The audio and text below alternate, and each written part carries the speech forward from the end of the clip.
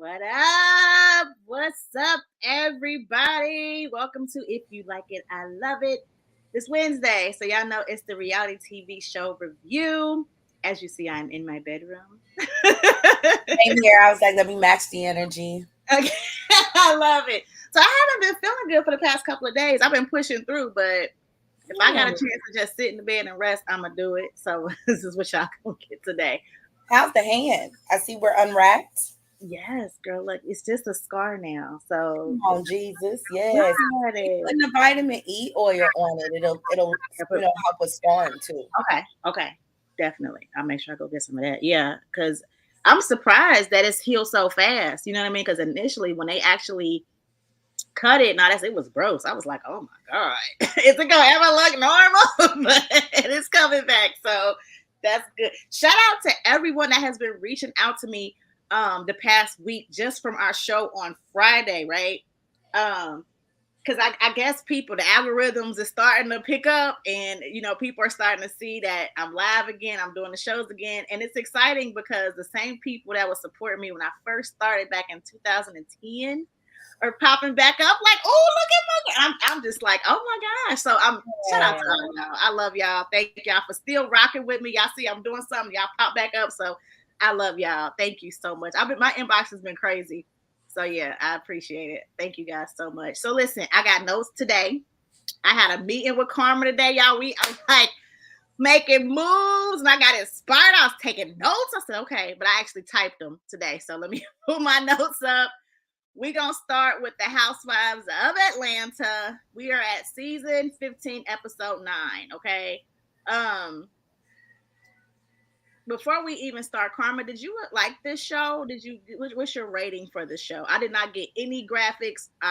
You just cannot find graphics for shows no more. I don't know. It's crazy. I don't know if we got to take pictures, but there's never any graphics anymore. I'm going to give this episode a C-.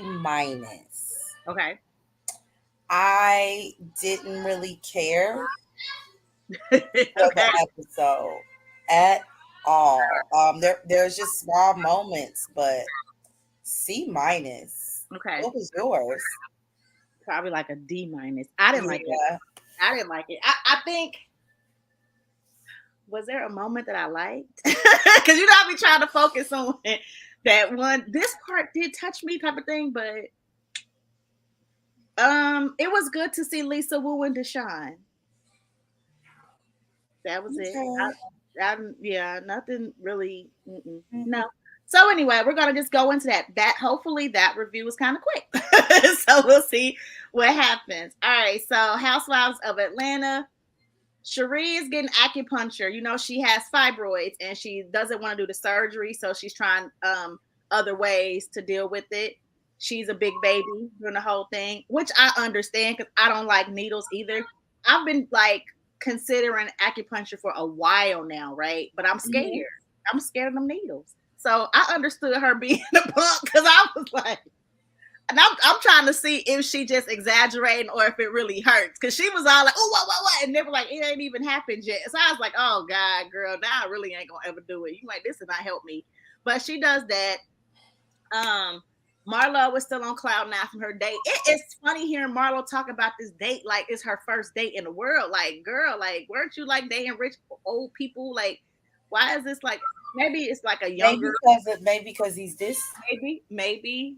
Maybe Cause she acting like she ain't never went on a date. Like she's 16 and it's her first date. It's so confusing. not real. It's something.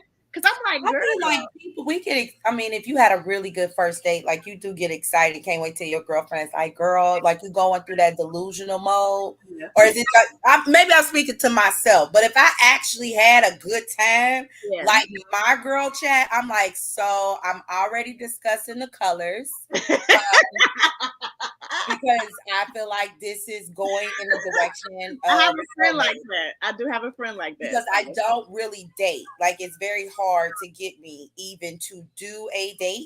So if the date goes well in my mind, this is like, oh, this is it. This is it. I'm looking at schools. I'm looking at getting a bigger house. So You can I tell. Okay. get the giddiness of it Okay. all.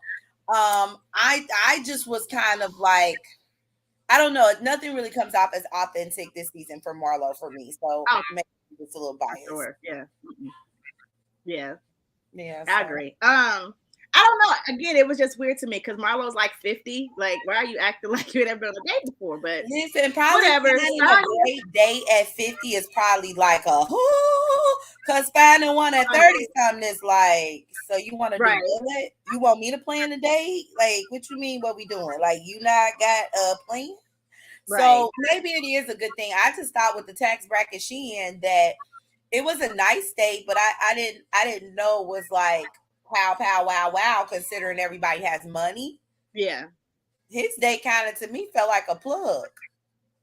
I Or his liked the date. I mean, we liked it for us for what it was, but I'm just like more so like, okay, I don't know. She just seems very juvenile to me about this date. She's not excited like an adult woman would be excited. She's excited like she went to prom. And this you know what I mean? It's just I ain't weird. gonna hold you. In my group chat, I do sound hella childish. Like, so listen, y'all. Like, I be doing the most because y'all know I joke too much. I troll way too much. Yeah, I mean, yeah. I be up here trying to match our pictures together for them to be laughing. Like, this is so. What Like, do you think? Blah blah blah. Like, I do like to joke a lot, so I do be acting like super childish after a date. So yeah.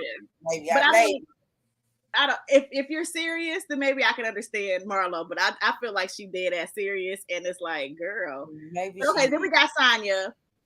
She got an event coming up. She's doing an auction to raise money for her Mommy Nation business. Her auction tier. I don't know how to say that word. The person that's supposed to be like, okay, how many you got? You got how much? Okay, we're gonna do this. They got sick, so she reaches out to Kenya to see if Kenya can step in because Kenya the type of person that got the energy to get the money. So Kenya says she can do it, but she definitely asked her to do it last minute. But Kenya said she would do it, but she like, all right, it's your second time, not going through my agent. And I wonder if she gave Sonya a discount because I know Kenya ain't do it for free. She already said we ain't Well, free. In Kenya's defense, now we've all been critical of the Ken Field season and the Apollo, you Yes, flirt with somebody husband season, right? true. Yes, But I do think one thing that has been consistent with Kenya is her passion for charity and yes, philanthropy. for So sure. I don't think she might have charged her because if you want to probably get Kenya for free, tell her it's for charity because she does seem to be a huge philanthropist. She does like to give back. Maybe. I feel like Kenya said my booking fee is. Well, she don't really like Tanya like that. So we gotta add that caveat. Right. She already She already said we side-eyed ain't her. friends. We can see if you deserve my friendship. Like she Correct. Because already I said mean, that. I'm sure Kenya was like, so now you want to come and ask me, but you ain't asked why you ain't asked Marlo Right. And now you want me to do something for free for you. for My free. fee is normally Okay. such and such. She might have gave her a discount, but she ain't do it for free. You're right. It could be up in the air. I wouldn't be surprised either way. If she did it, it would be for charity, probably not for Right. Whatever medals. But Yes. I don't know about she might have. She might have charged her too. I can see it Right. either way. So then we see Kenya's commercial. So she didn't get to do her drumline routine because she got sick for the classic. So she decided to do a commercial for Kenya Moore's hair care and use the routine that Manyata put together. And it was cute enough. She had the little outfit and stuff like that. They had the drum Kenya Moore hair care. The cutest part was Brooklyn was in it and just dancing, and it was adorable. Yeah, Manyeta's talking to Kenya's friend, right. and listen, I didn't even write his name down because I forgot, but I see no chemistry in them two.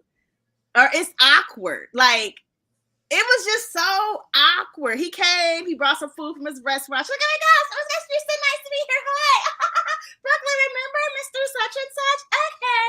And then he gotta go, okay, bye. But it was just so like just He gives me like I don't want to be on TV. I don't really get gotta maybe there's stop not a messing with chemistry. these men that don't want to be on TV. He just looks uncomfortable on television. And so I don't know how well that's gonna go over. Right. Last time she tried to hide a whole husband in the He didn't marriage, want to she be on got kicked TV. off for a So season. he looks uncomfortable, but she seems awkward. Like she seems so awkward with him.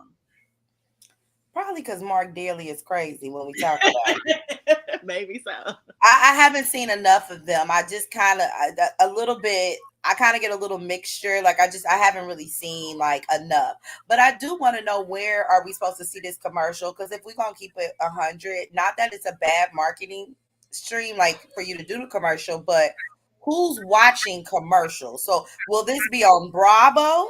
It should be. I would think so. Right, for you to get a Bravo commercial segment, you know what I mean? The baby pooped and she's kind I would totally think the purpose of this was for us to eventually see the commercial. If they actually don't show us the commercial, what was the point of doing it? Is it a YouTube commercial? Is it on Like I YouTube? said, I don't know if it's a YouTube ad or what is going on. Yeah. So I mean I like the idea, but I didn't see it on Peacock. I didn't even see it at the end, so I don't know. Yeah, we didn't get it. We didn't see nothing. And then also something that we found out afterwards, which I just want to throw in here because this was actually filmed during this segment, was Cynthia Bailey actually returned. And she's like, we seen in the trailer how Cynthia Bailey comes in during the commercial shoot talking about some Kenya Moore hair care. And then it's like, oh, Cynthia. They cut that all the way out. We saw absolutely no Cynthia. Just wanted to throw that out there. Next, we have Drew and her family. Her sister, her mother's with Drew, and her sister is giving us more information about the trauma and her mental break that she had during COVID from being isolated. She was talking about an ex that was very abusive and the trauma. She got triggered during COVID with the isolation and she never really dealt with that trauma of that abusive relationship. So that is what happened with her. And she was just happy to have her family to be able to, lean on during that time. It was cool enough. Then we have the OG dinner. Sheree gets together with some of the OG housewives and they have a dinner. First up is Lisa Wu. Then we have Deshaun Then we have Kim Zolciak. Okay, so that dinner was cute enough. Again, it was nice to see the ladies that were OGs because I've been watching the Housewives since the very first season. So it was nice to see that show because I really feel like Deshawn initially was kind of that main one that it seemed brought people together. They focused it on her a lot that season, but then her and her husband broke up, and that was that. But it was nice to see her. She looks good. She's still looking good. She says she's dating. Um, Lisa Wu, she's looking good. We know she does stuff. She does some acting and she does some directing and stuff like that. And she was on LA Divas. I think that was the name of the show. Hollywood Divas, something like that. It was Todd show where he had Countess and Paula J. Walker and Golden Brooks and that. So Lisa Wu was on that show as well. And so we've seen her a little bit and what she's doing. Kim, though, it was interesting because Kim actually said that her and Corey have been really good. They've been together for like 11 years now, and they're strong. And it's interesting because, you know, in reality, the aftermath of what's going on, Kim and Corey have been going through a divorce. They just recently pulled the divorce, but they were going back and forth, you know, like wanting custody, wanting the house, wanting this, complaining, saying one person is doing this and it's bad for the kids, and one person is gambling money, and da, da, da, da, da. So for her to get on the show, which I guess I'm assuming is before, but yeah, it was before all the stuff came out. Oh yeah, we're good. You know, he loves me, I love him, everything's great. Like, girl, that ain't what y'all said last week. So it was interesting to see that part of it. But Sheree invites them to the girls' trip. Well, I don't even know where it was. It's somewhere. Whatever. We'll talk about it next week when they actually go on a trip. But I thought that was interesting that Sheree is inviting the OGs on a trip. Like, I don't know how that's gonna go. Like, I don't I don't know if that's like a move to try to save it or what. Lisa Wu and Deshawn weren't really problematic at all. They weren't problematic. So they would be on a trip if they want to go, I guess, and it'll be fine. Kim is not gonna be good on that trip. And then she doesn't like Kenya, so that brings conflict. So I'm trying to figure out how that's even gonna work. Would I, even if I was like one of the housewives that's a current peach holder, would I be like cool with you bringing these old chicks on the show when they not on the show no more? You know what I mean? Like, it was just weird that you trying to bring OGs on a trip. I thought that was weird. What did you think about the OG meetup? I feel like nostalgia wise, we would love to see them. If that wasn't the case, we wouldn't like Real Housewives, Ultimate Girls Trip. So it's something about seeing, you know, the crossover and the older housewives and all of that come together. It just was a wasted scene, though. Mm-hmm. Like, it wasn't fun. Y'all didn't do anything. And honestly, y'all gotta bring Nene back. Yeah, I get it. Y'all got into it, but if you really want to talk about somebody who's gonna really shake up a scene, make it funny, make it memorable that all the girls are in the room together, then you should bring Nene. I don't want a girls trip if I don't have Nene. I don't want an OG trip without Nene. I'm sorry. Because Nene is going to ruffle some of the feathers in the right type of way. And she's still that chick. She's still petty as hell. Like, she's still going to act like Candy ain't worldwide. She's still going to be mad at Cynthia. I guess they cut the scene that Cynthia was in the trailer because she was supposed to be at the commercial. So, like, when Cynthia comes back, you know, you throwing shade at her. Like, Nene would just shake it up a little bit. So to me, it was just a wasted scene. Like, it just didn't add anything. And I don't care about Kim. She is my least favorite housewife ever. I agree with you as far as not caring about Kim, but I do feel like at this point, the only OG that's going to give us anything on a trip is going to be Kim. And I'm not going to like what she's going to give, but like Deshawn and Lisa's not going to give us nothing. Then go get Portia. Yeah.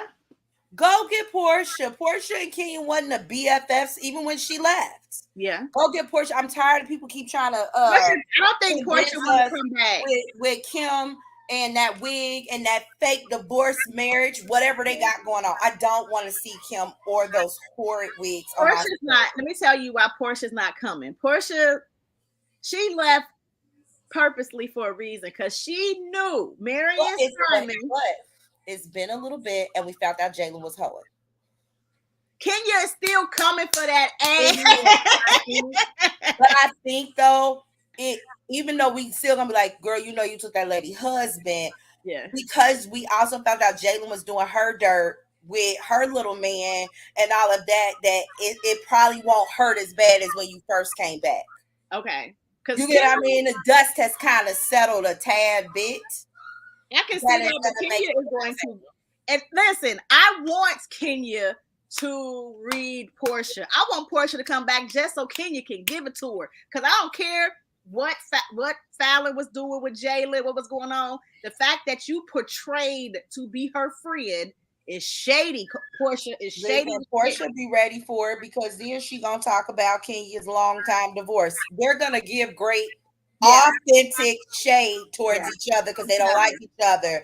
So it's gonna be good. Bye ankles, bye ashy. Right, it's gonna be good. Yes, I'm here for that. I don't want to bring me back authentic conflict that I can get with. You know what I'm saying? They've always been arch nemesis. We might as well keep it going. Especially if it's just for an episode, you know, like a little whatever. So if they're gonna bring any of the OGs back, I just think it should make sense. And you know, it's nice to see Lisa Wu and everybody, but I no. It would have been nice if all the OGs came back. That would have made it like, okay, you know what I mean? Because I just felt like we was missing Nene. I needed Nene at that table. Well, you can bring back how many OGs was it? 3 at the table? Lisa Wu, Deshawn, and Kim. 3. So if you can bring back 3 OGs for the girls' cash trip, who would you pick? Nene. You only get 3. Nene and who else? Nene, Portia. Is Portia an OG? No. Portia is a vet. She was on there for a few seasons. So she counts? I would count her. She wouldn't be an OG, but I'll take her as a vet. I mean, really, the OGs from season 1? No, we're just going to go with vets. Okay. Okay. So vet-wise, I'm going to bring Nene back. I'm going to bring Phaedra back. And I'm going to bring Portia back. And I'm going to get when I say... I ain't even gonna hold you. That table would be shook. So Candy ain't seen Phaedra since season 9. Kenya got beef with Portia. And you know what? Just for a little razzle dazzle of a bonus, I'm gonna need to bring Cynthia. Yes. Cause Cynthia gonna try to calm the girls while Nene shades Cynthia still. Yes. Yeah, let's do it. Nene's gonna ignore the new girls. It's gonna be a great time. Oh, a whole good time. I'm saying, and that's why I do need Nene. Like, Nene made me mad one season when she thought she was above everybody. But I think on Glee. Yes, but I do like a little bit of it. Like these girls. Like, I think it'd be funny the way she be like, and I just be like the audacity of this. Because you know they be fangirling when they see Nene, like, hi Nene, and Nene be like, hello. Right? She don't be on them at all. Hello. Okay. Hello. Remember this? Hi to everybody. So like she's that added, just that cherry on top. I would have loved to see that for a cast trip. Bravo needs to make up with Nene. Y'all just gotta figure the shit out. Y'all gotta give us Nene back. Y'all do. If y'all want to save this show, go ahead and give us Nene back. You have to keep. It's something about Nene's presence. Like it, love it, hate it, be indifferent about it. She is Atlanta. She is Real Housewives of Atlanta. You know, she's just something, a staple in it. I mean, even Candy and Kenya and them have said, bring back Nene. So they don't even like her, but they say it because they know it's good for television. They know it's good for television. Yeah. And Nene's had a lot going on. And she can also talk about on her storyline what she done did, this man that claimed he married and the sad, like, she has some storyline for us. We haven't seen her in a while. And Greg has passed since. Yeah. We saw her on screen. So they talking about Kim. You can go to hell with Kim. Yeah, You we could don't want Kim. We ain't never wanted Kim back ever. listen, Andy, she's sorry. She ain't had no real gig and money since Housewives. So she's Right. sorry. Make up, get over it. I kind Mhm. of feel like this too with Nene. People say racist things to us all the time, and then they issue an apology. They remove whatever offended us, and then they keep it pushing, right? Right. Yeah. Pepsi does an insensitive commercial with Kylie Jenner. My bad, we removed it. Keep it Mhm. going. You know Right. what I mean? But the moment Nene done pissed y'all off, now Yeah. all of a sudden throw her away. But honestly, too, like I feel like Nene had a valid point with some stuff, though. It's not like her saying it. She didn't have a right to feel how she felt. You know what I'm saying? Because I do feel like when it comes to Bravo, they do treat the black cast and the black shows like, you know what I mean. And even though we bring in the most numbers, so I'm not saying that Nene had to go about it that way, but I think it was some truth to what she was saying. I Even didn't when feel they any ways by remember how that she went reunion? about it. Remember that reunion show where they brought Kim out and Andy was coddling her and she was like had totally disrespected him that whole season? He ain't give her nothing. You know what I'm saying? Why the white lady ain't get nothing? You would give it to anybody else. You shade us. You say all kind of crazy stuff, but we were looking at you like, who are you talking to? But you let her just like slide on by. So Yeah, I mean, absolutely. I feel like we all know it's some truth in what Nene's saying, and people keep saying that like she burned bridges, she went about it the wrong way. But I don't know how calling anyone a racist is gonna sit well. right. I don't know if y'all wanted her to like do it behind closed doors. I'm not really sure what's the best way because then if it was behind closed doors, they would have let her ass go regardless. Like I don't know what was the right approach for it. Right. I don't think there really is any if they're Yeah. that highly offended. But I really think they should get over it because we as viewers have said the same thing. So just let's build a bridge and get over it. Yeah. I'm with you. All right, so moving on, Sanya's Mommy Nation event. So the way it starts off, she's getting her hair done. Her sister's doing her hair, and her sister seems irritated because I guess Sanya didn't give her the itinerary and let her know really what she's doing. She has to do her hair. She's supposed to actually be at the event doing stuff. Then she got her kids. She got to figure out how to get her kids together, and she got Sanya's son that she got to get together too. She got a son, right? So she's like frustrated and irritated. And I understand her frustration, her irritation. I feel like she has a right to be frustrated. However, I feel like maybe it's really time for you and your family to go back home, and it's time for Sanya to hire a stylist and a nanny or whatever she got to do, because at the end of the day, you still getting paid to do a job.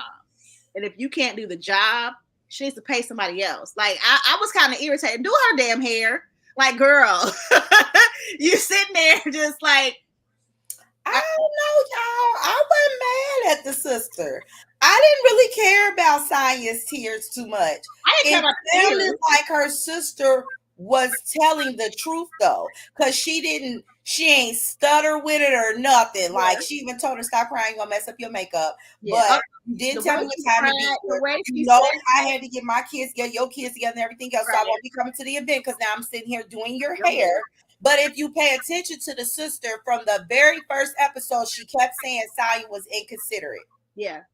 She kept saying it. Saya did not once dispute that though. She said, "You're right. Once. You're right. You're And right." now we here again, and you ain't fixed it. And so I'm not saying the sister doesn't have her own accountability of like, why are you staying if you're this unhappy then? Right.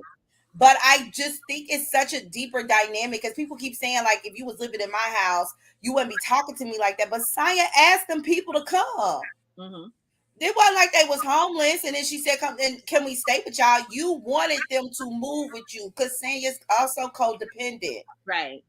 So like them tears ain't do nothing for me neither. I feel like it's time for them to go. I feel like, and not like kick them out, but y'all just not happy. I get that. I'm sorry, but the ball has to keep going, right? We got to keep this show going. I can't just not get my hair done. I'm on a reality show. I got this going on. I can't just not have my kids watch. Like, I understand you're frustrated, but this stuff still got to be done. But a stylist ain't watching your kids and doing your goddamn hair. That's what she doesn't understand. Like, you're putting your sister in a job that would take 3 and making it 1.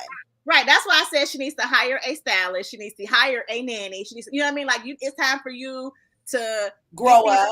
Yeah, and get these people in place to actually help you and let your sister go because she's not happy. And I related to her sister because I have people in my family that does that as far as want to start crying, the drop of a hat to get that sympathy when you over it.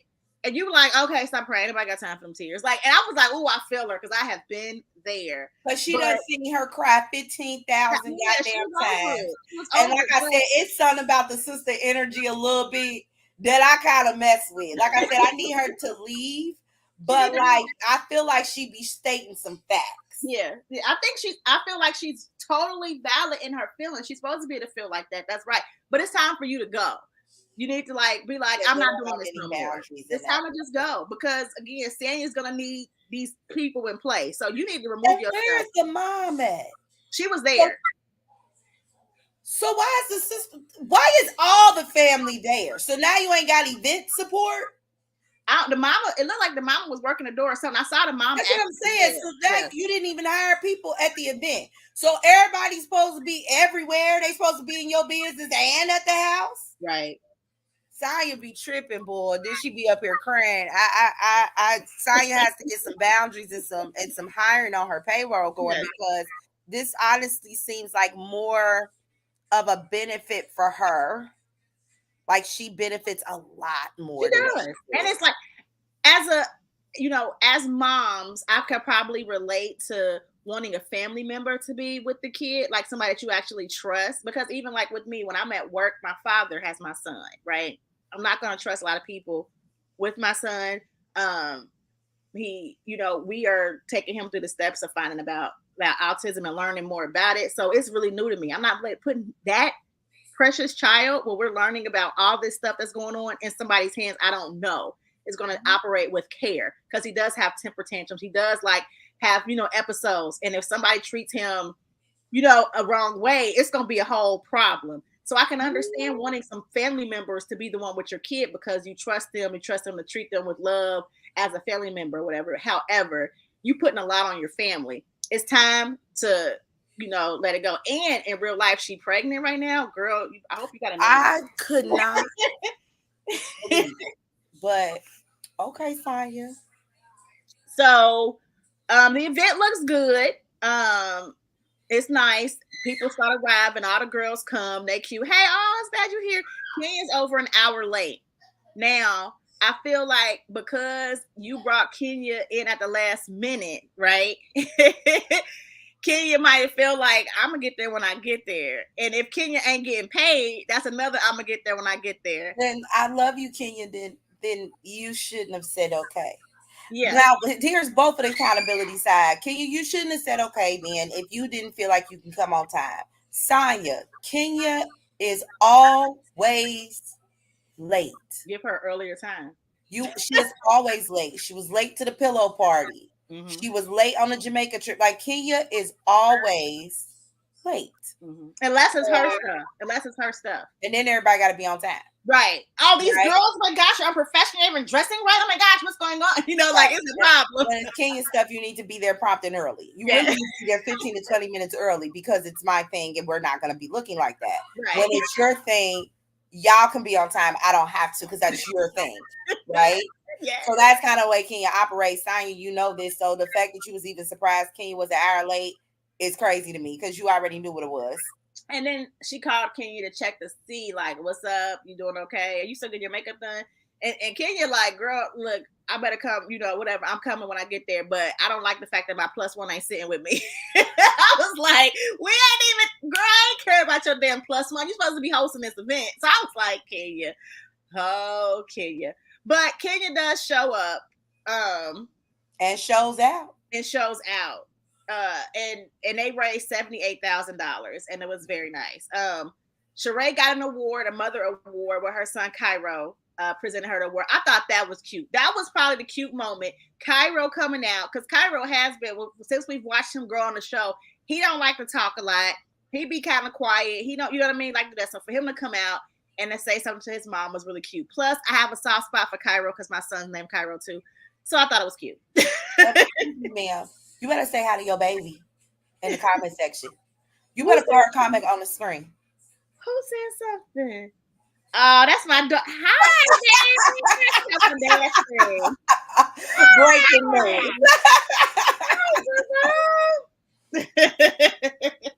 And I see you, Rezzy Pooh. We see you, Rez. You over there drinking and we not. Yeah. All right. So now I got to make sure I watch my whole tone because my 14-year-old is tuning in right now. So I got to be careful.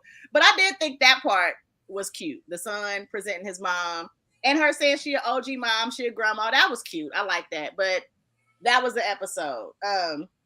That's crazy. That was literally the episode. That was it. I did want to talk about afterwards. So afterwards, because after these shows, sometimes extra stuff happens on social media where we're like, "Ooh, this." Like I said, Kim was saying how her and Corey was doing great. So we learned other stuff after the show. And one thing that we've learned after the show is that Mark Daly has Kenya in court for contempt of court because she had Brooklyn in a dangerous situation on that trip where Marlo was kicking down that door and Mark was seeing on TV, and he's like, absolutely not. So that was one thing that we had talked about, wanting to see more of how this co-parenting with Mark is going to happen, and we're seeing it after, behind the scenes, not that good. What did you think about him doing that? It's not real. Like, I don't know how far he gonna get. It sound like he wasted his little change, but I mean, if I was Kenya's lawyer, she did not put Brooklyn in direct danger. In my mind, direct danger would be I left a baby in a hot ass car, right? Like gross negligence type of thing. What happened to Kenya and Brooklyn would be no different than a burglar breaking into your house and then your baby daddy trying to say you put him in harm's way. Yeah. Brooklyn and her were trying to go to bed, and somebody banged their big 72-foot on their door. And Brooklyn was never affected by it, as far as like a physicality or anything to it. So I don't really see this going anywhere unless he's gonna try and pull that the show itself is violent, maybe try to like put in some evidence of like Portia snatching Kenya's wig off at the reunion and saying, this environment is hostile and I don't want her on the show. But contempt is a little much. I think he probably would have a better case by saying I don't want her filming on the show, because there's been a history of violence on the show. Will probably be the best claim he has. But to me, it just sounds like a waste of motion and a waste of goddamn money. And I don't even know what attorney even took this on. This sounds like a waste to me. What do you think about, we're seeing it from fathers. We're not seeing it from mothers as of yet. But what do you think about on these reality shows, how sometimes some of the fathers be like trying to ban the kids from being filmed or photographed and all that kind of stuff? I have a problem with the hypocrisy of it. When you were together, it wasn't a problem. Right. So I don't mind you saying I want to protect our kids as much as possible and I don't want them on there. But that wasn't a decision y'all came to when y'all was together. Now when y'all break up, it's giving bitter. Right. It's giving, I want to try and hurt your bag as much as possible by restricting filming access in different ways. To make you seem a little less interesting on your personal story. Brooklyn right now and her life during this divorce is pretty much Kenya's personal story. Right. You take Brooklyn off the screen, I don't know what else we'll see from Kenya because we like to see her mommy moment. Right. So I personally think it feels a little sabotages. And it just goes the length of, we can see how probably toxic Mark is with co-parenting, because again, it shouldn't even be taking this long for divorce, sir. Yeah. We don't even know you outside of Kenya. I don't know what's taking so long for you to sign a sheet of paper. She seems ready, so you must be continuously filing motions and trying to continue to prolong this. And I don't even know, what is Mark Daly's network? He just seems like he's wasting his money. $500,000 network or something on these lawyer fees. I'm going to look up his network, because where do you get the money to continue to waste these courts' time? I think he actually at one point was having her pay court fees though, so I don't even think he's trying to pay it himself. I think he's trying to waste her money. It says his net worth is estimated around $35 million. Okay, Mark, you got money like that? Because he had a decade worth of restaurants and stuff that he allegedly has $35 million. I don't know if I believe that, but that's what Google said.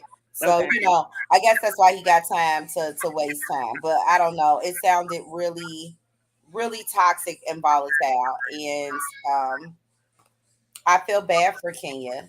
You Yeah, know, me no too. one likes to see a divorce, and it's a very traumatizing emotional situation, and it just seems like a nightmare over there.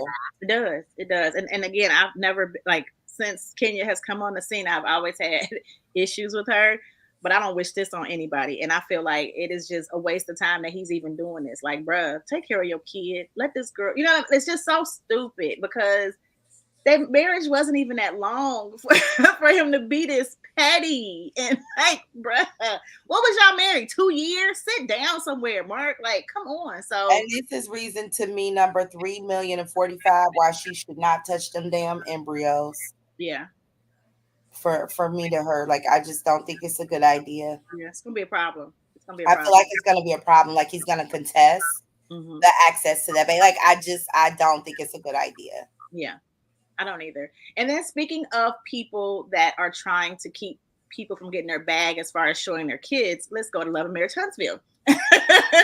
Because we know a certain gentleman named Martell Holt is doing that with Miss Melody. So let's just move shows, guys. Love and Marriage Huntsville, season 6, episode. What is this episode?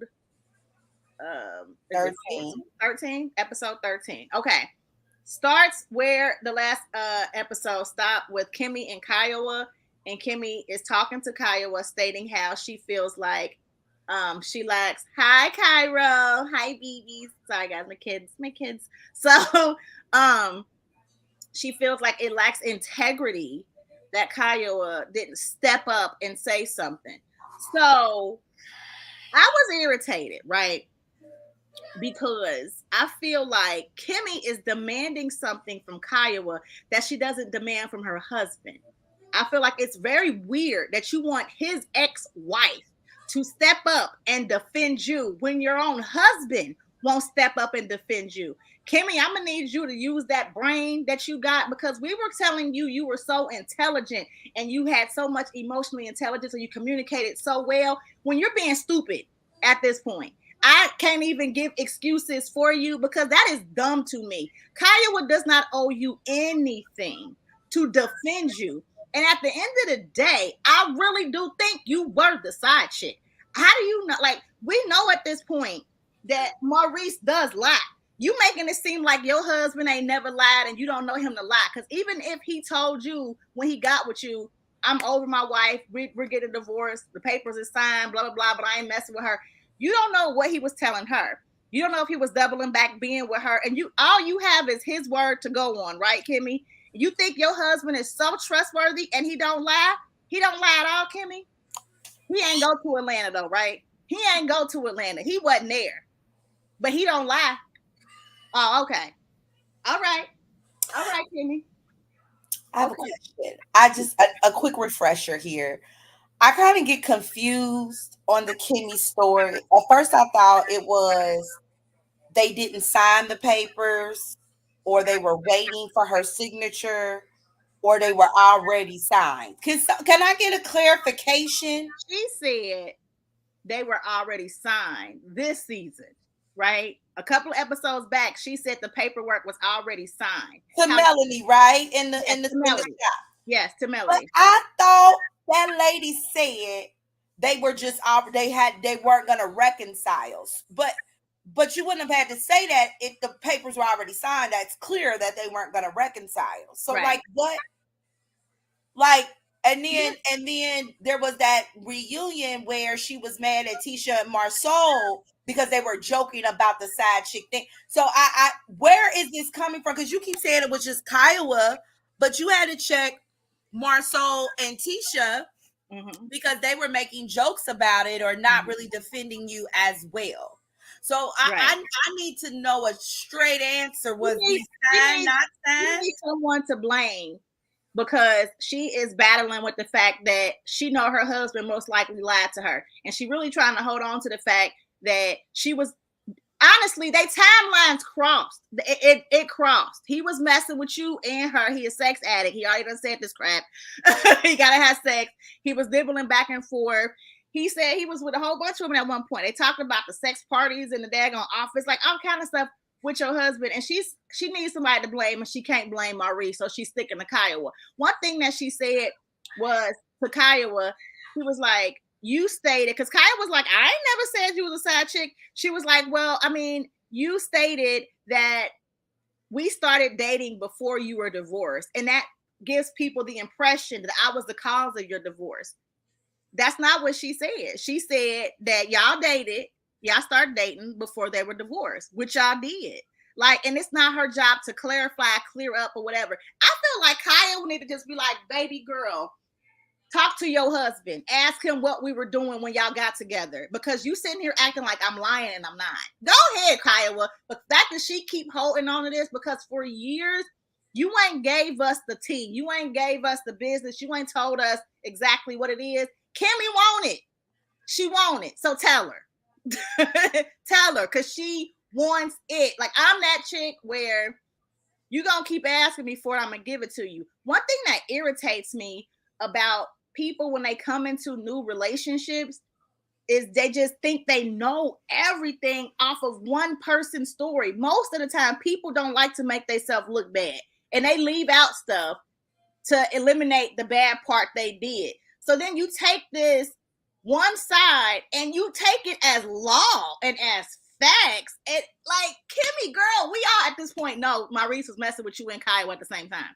Girl, I have found the article with the transcript, because I need to find out exactly what was said. So when they were talking to Melody in that spa, and Melody asked her, do you think you interfere with that marriage? She continues being Kimmy. So, this is Melody. So whenever you and Maurice met, they were already divorced? ? Kimmy clarifies, they weren't divorced. They were in process. She adds, they had both signed the paperwork and they were waiting for the paperwork. Mm-hmm. That's not true. So, but honestly, isn't this what Kyle was saying? Yeah. Kyle was said they weren't completely done when you started. Yeah. And what you're saying is that they were not officially divorced when you started dating him. Mm-hmm. You said they had both signed the paperwork and they were waiting for the paperwork, whatever that means. Once you sign everything, I don't know if you're saying that they were waiting on their discharge with the divorce decree, but it don't sound like Kyle would lie.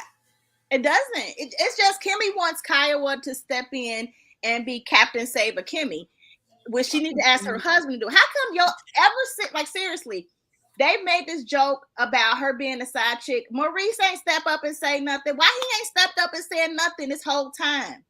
Don't that speak volumes? Like, am I tripping? Or shouldn't her husband be the one to clarify this?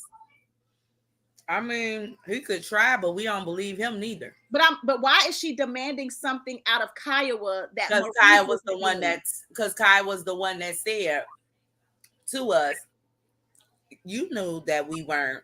But they weren't. Because if it was just up to Maurice and Kimmy, right, then we would have gotten a story that he was recently divorced. Yeah.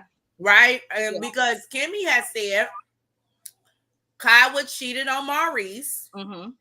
And when she met him, you know, he was recently divorced, and that, you know, Jalen used to get his hair cut by them, and they met through another person or whatever. So, I mean, it doesn't sound.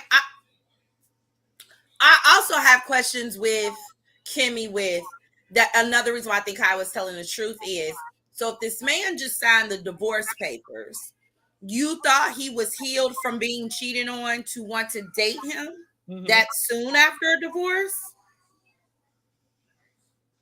Or was he already familiar with you?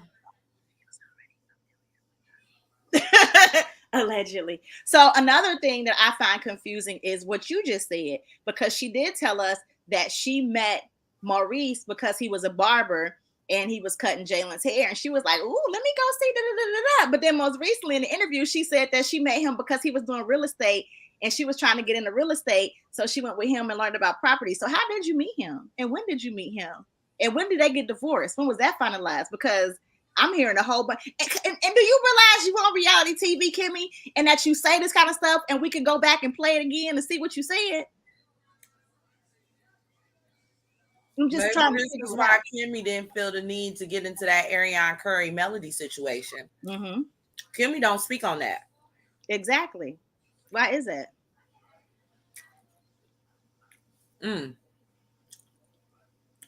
But you know why? Because it was like trips, and at some of these trips, Kimmy was probably there. But anyway,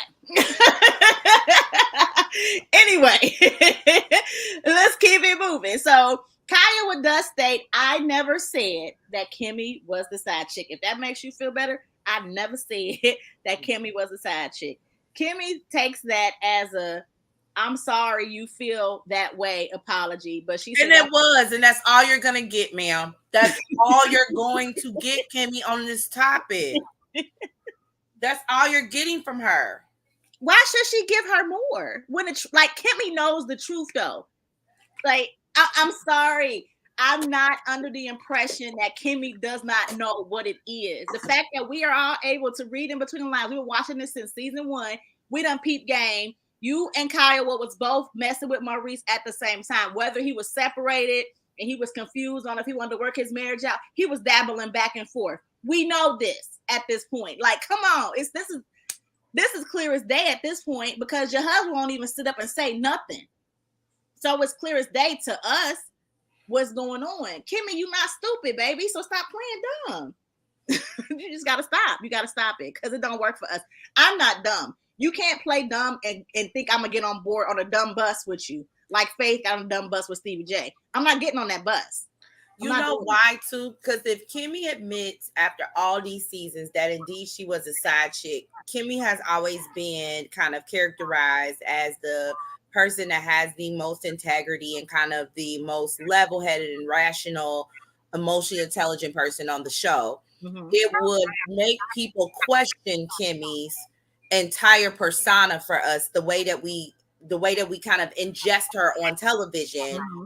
It would make her less palatable in a sense because it's like you've been playing in our face, Kyle face, and everybody else's face Mm-hmm. because there was some transparency you didn't give here by just saying you started as a side chick or it was complicated or whatever word makes people feel okay inside. Sometimes It's just the word that we use. Yeah. They was in some type of situationship. I just can't imagine how somebody gonna sign some papers on a Wednesday. Cause you knew that it wasn't even like you said, I met him a couple of weeks after his divorce finalized. You knew they were in process. That means like he literally went from here to here. And then she also tried to expand it at one point by saying they were separated for so long prior to. So I believe that they probably were dating while he was separated. Because Kai was still up. And where is she from? Detroit? Yeah. She's from Michigan. So Maurice and her met in Huntsville. Mm-hmm. So he moved out of there and went down there, I'm assuming. Mm-hmm. And so because his wife was in Detroit and they were in process of divorce, she probably dated Maurice that entire time or around that time up until it was finalized. Mm-hmm. And that's why she keeps thinking in her head she wasn't a side chick because your husband was in process of divorcing you. He had moved to another state. He told me these things. I had seen him file, so I'm not a side chick. Stop saying that.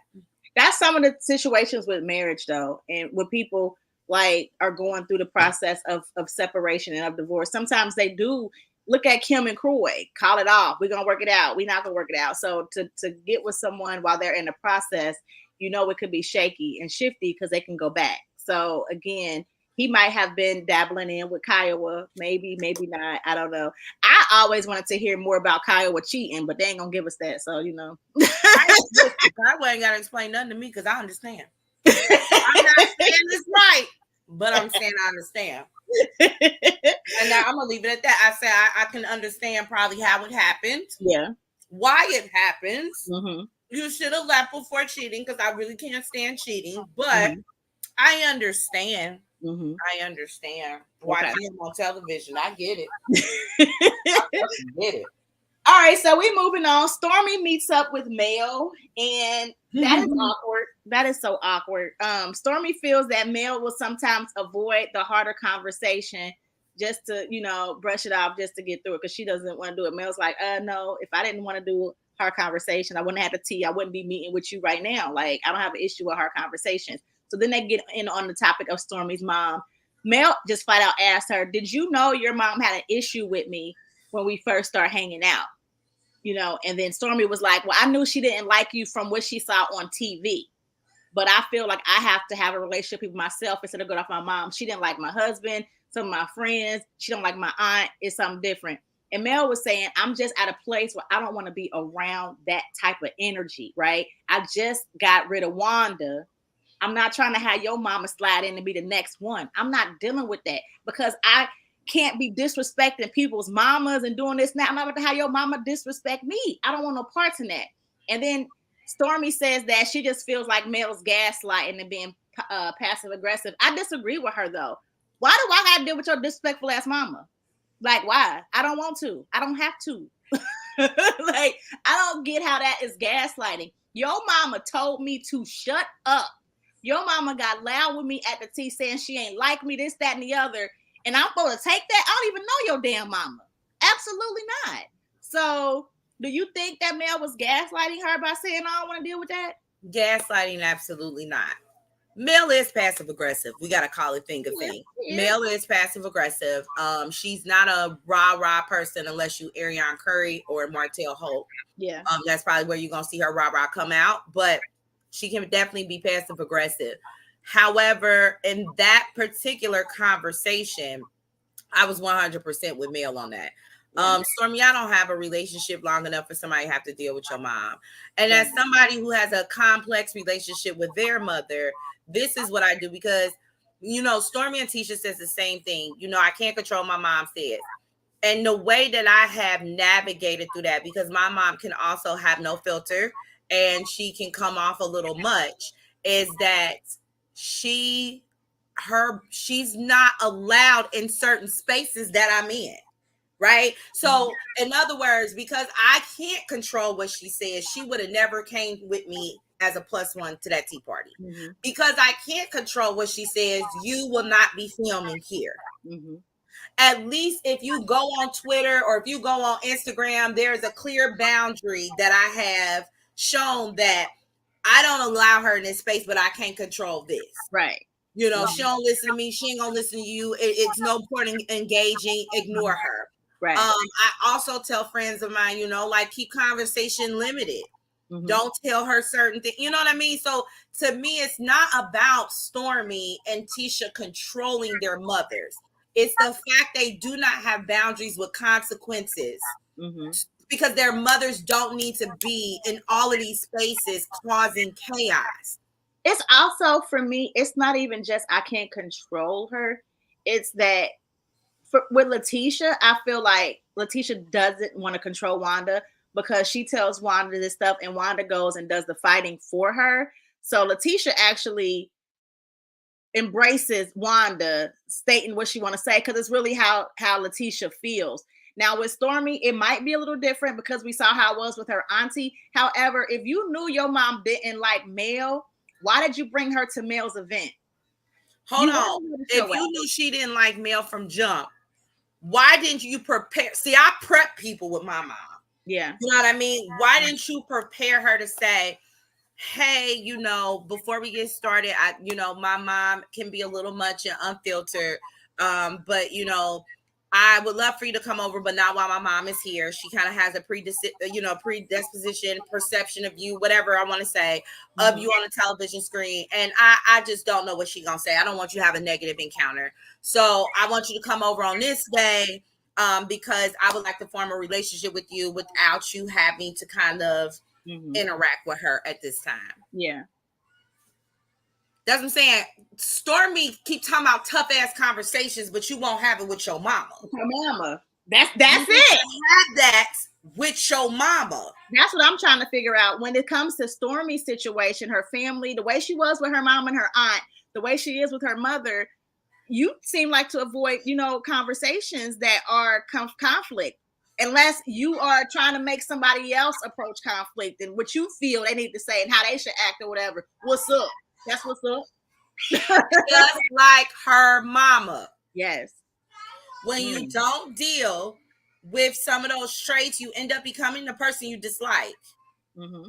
So Stormy's issues is the way that you communicate sometimes, the way that the words that you use, how you go about things. When I see it and then I see your mama, I say, oh, okay.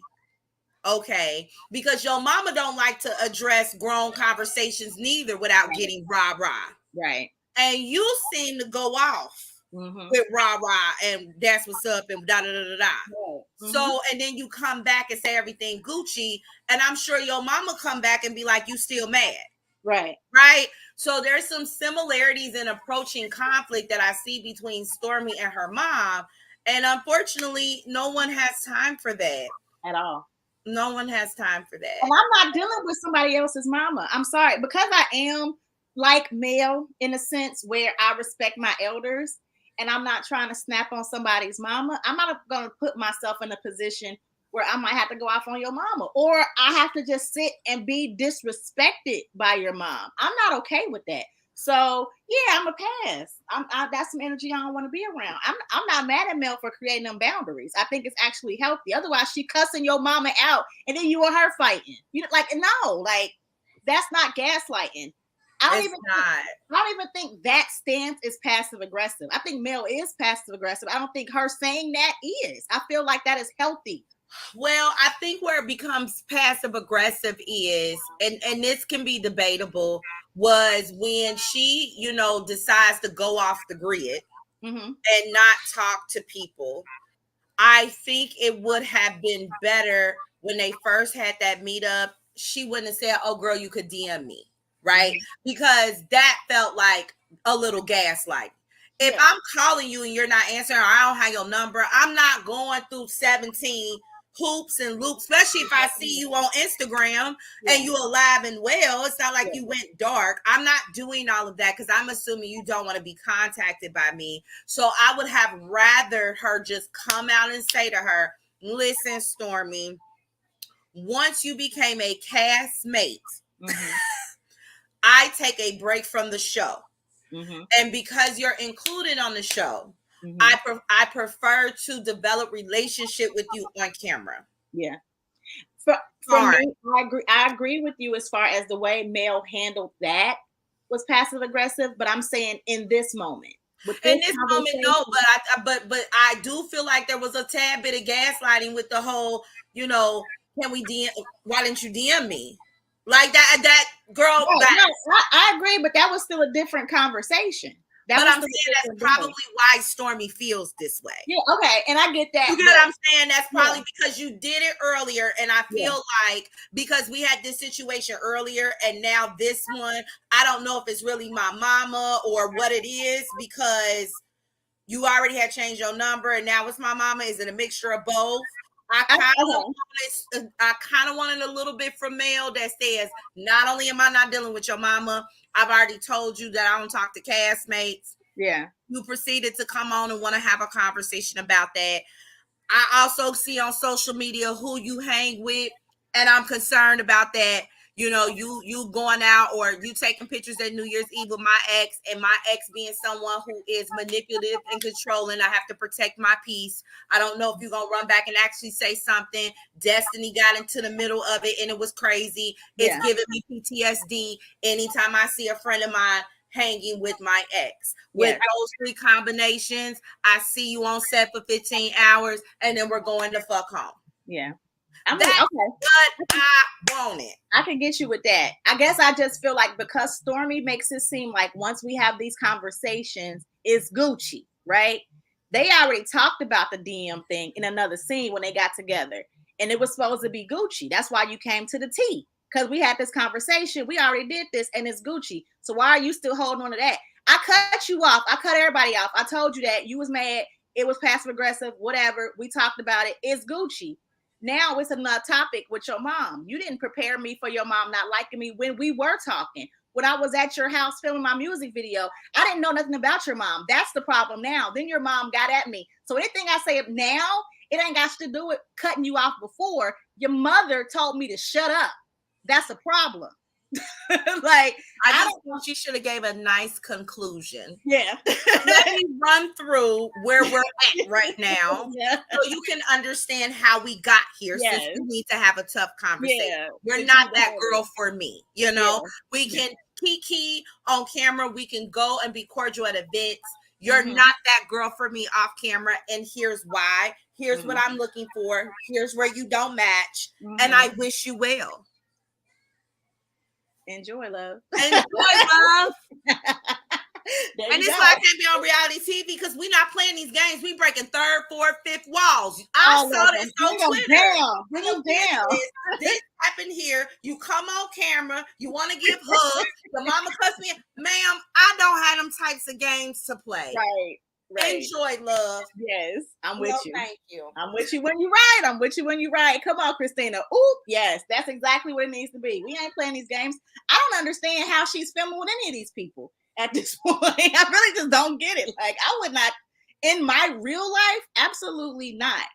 Okay, what's Patricia saying? It's tricky because then the convo will be bringing in off-camera stuff, right?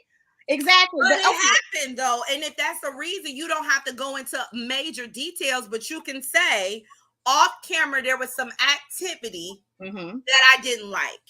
And you have to understand that me and Martell is in a very bad place. And she claims she knows this, right? Yes. Like, Stormy's aware. The cast members are aware. Well, she said something. She said, I heard you said something about your court thing, and that's going on. She mentioned that. That's going on. So you're aware. So me getting close to you, but you're being okay with him, is a problem. Makes me uncomfortable. Yeah. I don't know what I can tell you. I don't know how you're going to take it. I don't know if you're a person that doubles back, because when you're in relationship with me, the way that my girl code works, I'm not cool with your exes in that capacity that you're going to see me out and about. Yeah. Okay. So if you are saying that you're out and about with this because that's your coworker, then you should have kept it on the 15-hour screen, but you're outside of that.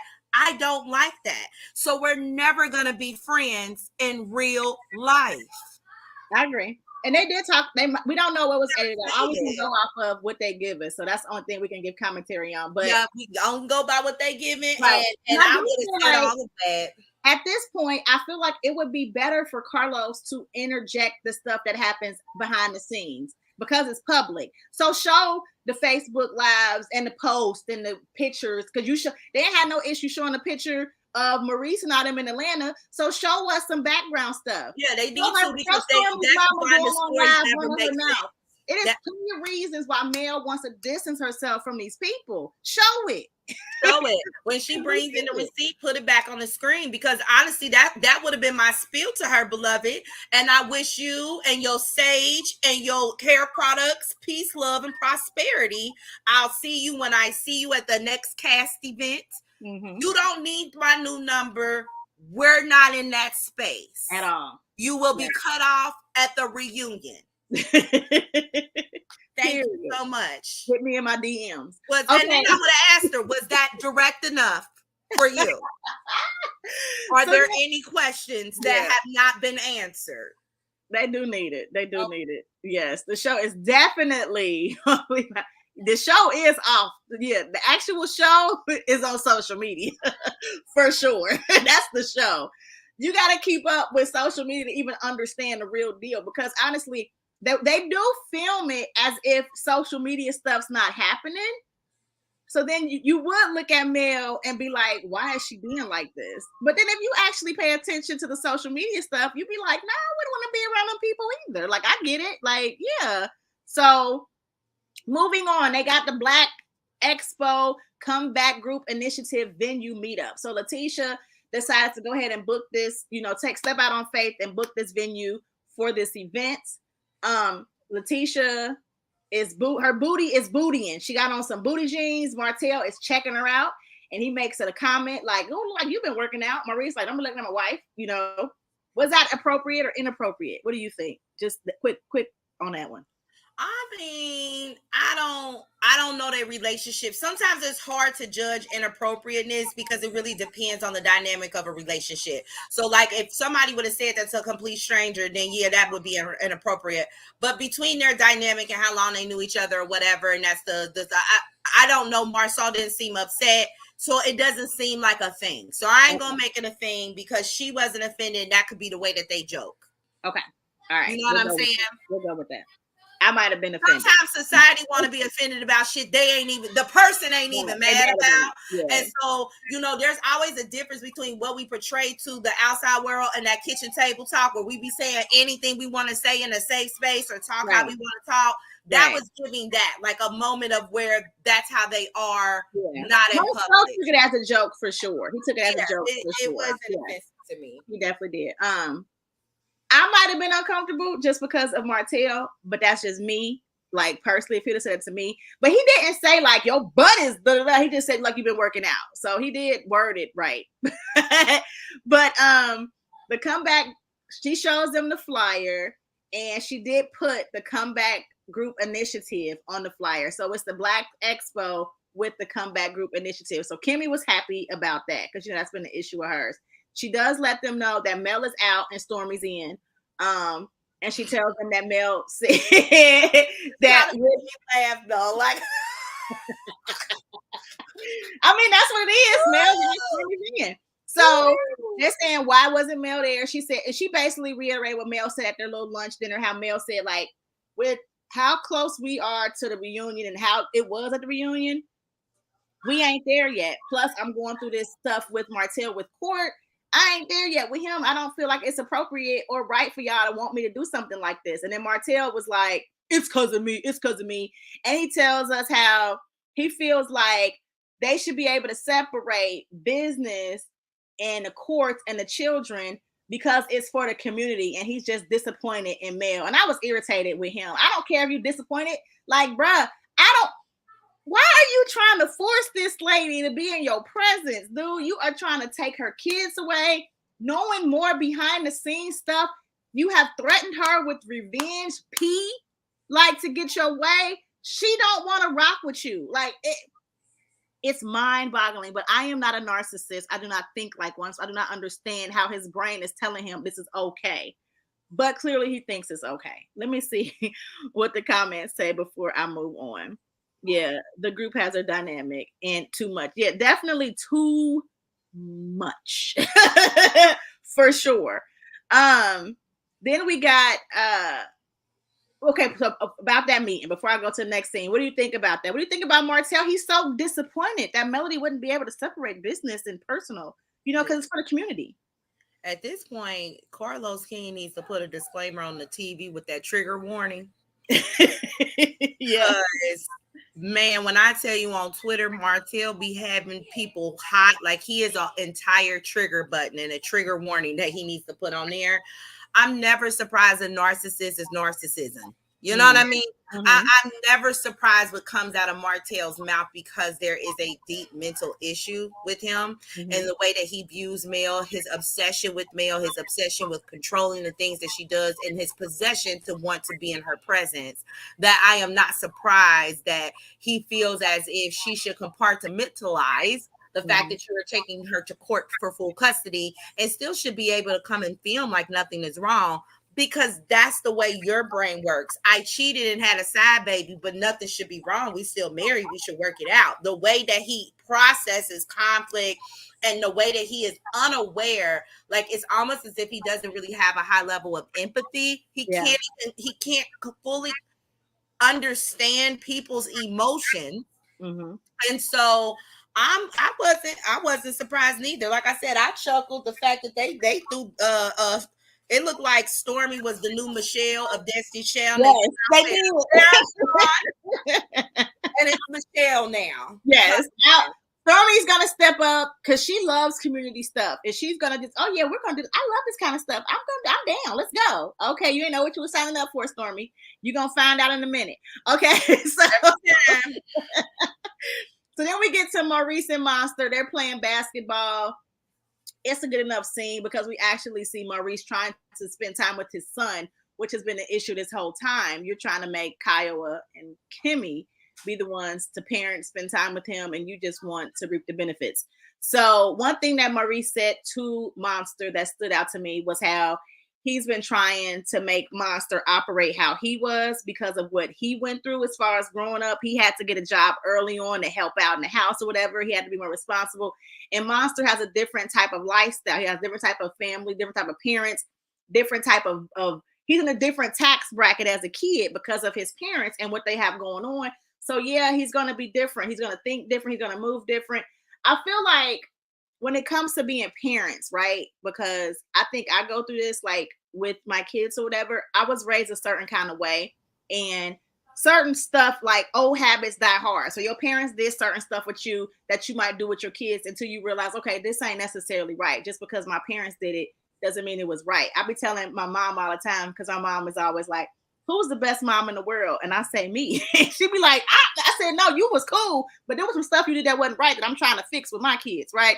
And I want my kids to fix what I do wrong with their kids. We trying to change certain things and break certain things because when you know better, you do better. So it did seem like Maurice is understanding that his old school tactics aren't working with Monster. And you got I don't believe it. Well, he said it. Like, it sounds good. And maybe parents that are really authentically trying to use that advice could use it. Because again, Maurice is a lawyer. He's a talker. So just because he's saying it don't mean it's true. But I think that the purpose, like what he was saying actually meant something to me because I operate like that with my kids. Okay. I don't believe none of it. I don't believe any of it. I don't believe any of it. I'm sorry. I don't believe it. You know, it gives me how, you know, sometimes when people feel like they're wrong, they'll give you a season of I'm going to fix it. And then they regress and they go back to the same tactics. Mm-hmm. That gives me Maurice, that he plays this in and out of, I understand what you're saying. I'm going to be compassionate for the next whatever time. And then I'm going to revert back and regress to those tactics. So for me at this time, I don't have a comment because I don't believe you yet. So I'm gonna need some consistency, and with Monster, and I want to see more Kyle coming down. I want to see this dynamic continue first before I believe it. Gotcha. I'm with you. Yeah, sorry. So the next scene that was good to me, this scene was actually the part that I liked the most. This episode was Courtney. He met with his mom. And the reason that I actually enjoyed this episode because we got to see a mother healthily parent her child, okay, her adult child. His mother was supportive. She listened. She wasn't ratchet. She wasn't judgmental. She wasn't bashing his wife. Yes, and she was beautiful. And she was calm. And it was like, that's a mother. Like when I watched it, I was like, a real mom. We see a real mom. Okay, so Courtney, you know, Stormy wants to have another kid. Courtney has been hesitant about that. And he said like her pregnancy was so hard. Like she almost lost her life. It was like very, you know what I mean? Very complicated. He like, hold on. Now listen, we got the one, whatever. That's what he said before. But his mom was like, well, you know, I understand Stormy want another kid. Why don't you want one? And then he let us know that because his father wasn't there, he just don't want to be a bad dad. You know, he don't want to make bad decisions. So maybe he just don't want too many kids to have to balance with the business, all that, that, and the other. So his mom also tells him, like, I think you are a great father. I think you're doing a great job with him. I think you're a good husband. I think, you know, you're doing this. And I actually agree with Stormy. I do feel like y'all should have the kids. And one thing I would do, if I could go back and change it, is have my kids closer to versus spaced out. Now, for me, my kids are 10 years apart. It is a lot to have them so far apart. They don't play together. Like they don't. Now my daughter can like step in and be like, all right, little brother, let me do some puzzles with you. You know what I mean? To keep them busy. But she a teenager. She don't be on him half the time anyway. So I understand when you have kids spaced out like that, they don't get to grow up together because they're so like London's about to be. Tell you, that's okay. That's okay. He'll catch up. He'll catch up. I have two sets of Irish twins. Layla and Elijah are about 18 months apart. Okay. And then Marley and Freedom are about the same, maybe 24 months apart. Like she just turned 3 and, you know, the other one just turned, she's like 1.5. So they're, you know, about 2 years apart. So they're very close. Two sets close in age. It sounds cute. It do. But the crying and the potty training at the same times and all of that, it's ghetto. I wouldn't necessarily recommend it, in my opinion, unless you're gonna be done. Like, okay, toot, boom. So y'all gonna go right back out the door together. Yeah. But I don't know. It's something about that little space where I can at least have one be a helper, independent a little bit. Yeah. That defines us out. They'll catch up. They'll catch up. To that big, they'll catch up. They'll catch up. You know, Okay. and they'll be closer in more of their adult years. They'll start to have similar experiences and all that type of stuff. Girl, they'll catch up. They'll catch up. Okay. It's a struggle. I don't know about this second kid yet. I think there needs to be some more conversations about it. And court. I feel like I'm happy that he opened up to his mother, and I think if he opened up to Stormy like that, hopefully she'll understand it more. You know what I'm saying? It's time to have those hard conversations over in Stormy's house. Let's get the chakra bowls together for Stormy. Okay. Well, you better ring the ding ding ding these bowls over there to figure out why your man don't want no second baby. All right, then we get to the Black Expo event. Stormy setting up her booth. Tisha was really thinking they should have tables and not necessarily spaces. But Stormy ain't got no nickel and dime business. You know what I'm saying? So she's trying to have her whole display. So she take up like the back corner, and it's the whole vibe, what she's setting up. Marsau gets there, and Marsau is asking Letitia, did she collect the $100 from Stormy? I guess that's their vendor's fee. And Letitia is like, well, no, I told everyone that was, like on the planning committee or whatever, the comeback group plus Stormy, because Mel ain't here, that they could all have a space to display their stuff. And he said, well, no, she need to pay $100. And she said, I'm not about to go up there and ask her for no money. You can do it. So he said, okay. So he go up to Stormy and he said, did you get your $100? I need you to get your money for your vendor fee. And Stormy about cuss his ass out. So what do you think about that? I was definitely in support of Stormy cussing him out. Definitely in support. I also felt as if there was a lot of things that was wrong with this event that I could tell. I'm going to cut off my camera because my 2-year-old took off her shirt. Okay, so I don't know anybody that doesn't give out some type of vendoring contract. Mm-hmm. Right. So this $100 that you're asking for vendors, did she sign a contract that says when she participates, she'll be paying $100, and when that $100 was due, that you're asking for it at the table? Mm-hmm. It doesn't sound like it. So I don't understand how you can even render services for that type of money when she didn't sign it to do it. Like I've never seen a vendor show that don't ask of that. Like you pay for it in advance, right? Yeah, so the second thing that I thought was ridiculous is, Tisha, you told him you can ask her. And one of the things that bothers me with this lady is that he's going to make you look like a clown as well, madam. Mm-hmm.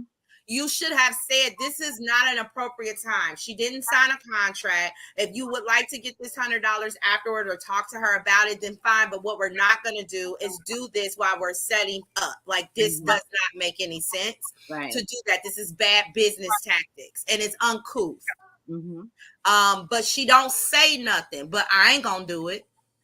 Tell him, say what you're saying and tell him what it is. It's uncouth to act like that. Tell him no. Tell him no. Tell him no. Just say this is not the time. And this also kind of gave me insight on the way that y'all do business. Mm-hmm. Why is that okay? She is a part of the planning thing. She was at the whatchamacallit. Like, boy, sit down, Marsau. And that right there shows that he's trying. It ain't about the community. It's about Black making some money. That part right there. So I guess Kimmy wasn't tripping, right? When she kept asking about the money portion and how you were going to obtain it and where was the spending going to be, while everybody keeps saying this is free. Right. Obviously, you had $100 sponsorship, right, with vendor support and all of that type of stuff too. So and they had over 25 vendors, so $100 each. And then we found out it wasn't even really. It sounded like enough space for these damn vendors because then she said, "I don't know if everyone's tables could fit." So you didn't even give the dimensions to see if the lady also said it's a little bit more than 25 because some people confirmed last night.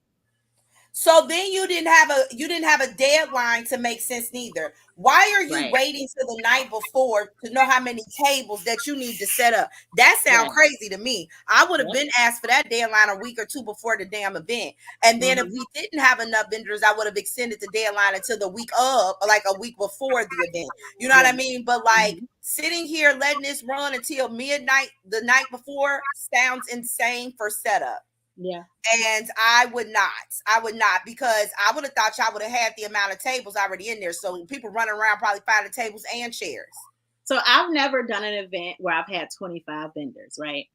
But I've done women empowerment conferences where I've had like 15 vendors. And I don't understand how they did this at all. There's contracts. There's you tell them exactly the space they have. They have to have their money in by a certain amount of time.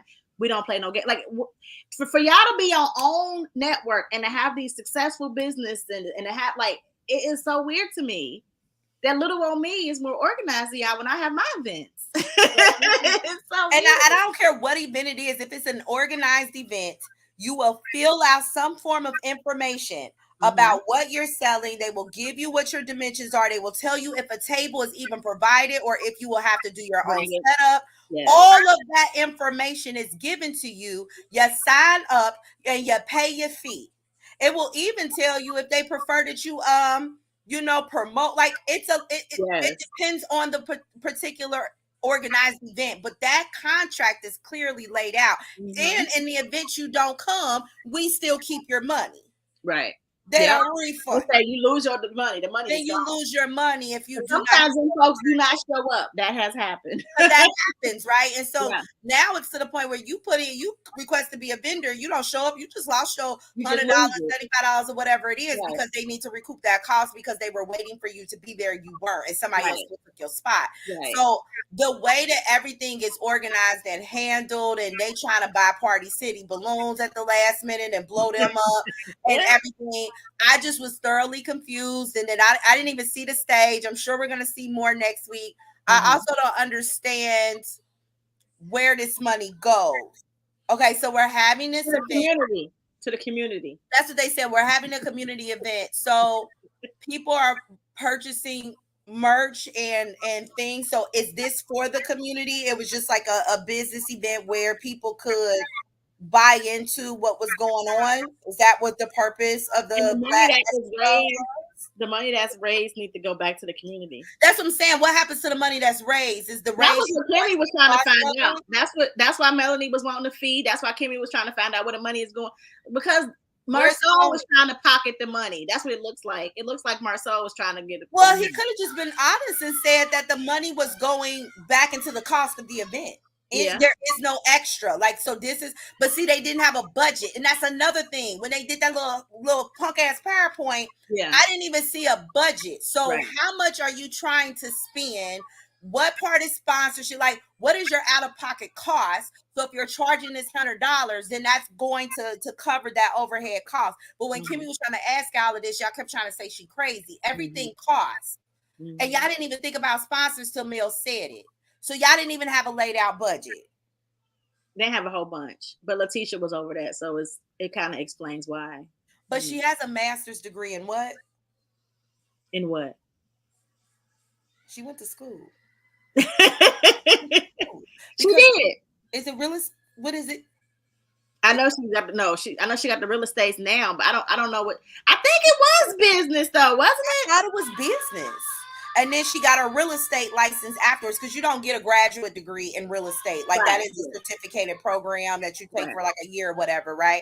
So, and then you take an exam. So to be a licensed real estate. So she has a master's degree in something. And I thought it was an MBA. She got her second master degree. So she has two. She has two.